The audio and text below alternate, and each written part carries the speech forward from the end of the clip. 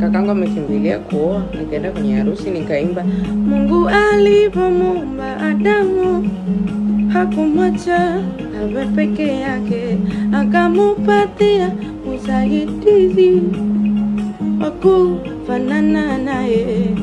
Kakangu naye anamwembe kamsifia pale mke wake. Nimewaona warembo wengi, ila huyo mke wangu amewazidi wote.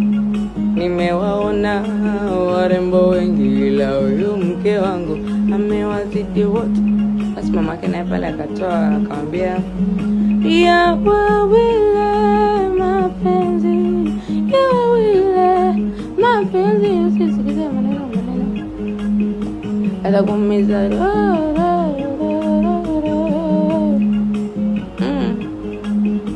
Ika wiki tu ananipigia simu ananiambia, nataka nipate lao nafasi hii, nipate kusema nawe kidogo. Mama moyo ninaumia. Kabeni ni shida, kanambeni wezi amini dada, tuna siku 3 toka tumeachana, yani juzi kuamkia jana, yani hata wiki haijaisha. Kinachonisikitisha tayari ameshapata bwana wewe, alafu wawazi aonyeshi dalili ya macho. Nikamwambia tulia kaka, sikia, twanga ugali foundation weka ya samaki, ni katikati ya Januari, haribu jina jenga mwili. Sasa hivi ashachangamka, sasa hivi anapiga tu belela na beleli, sijui kitu gani uko na mazila mwina.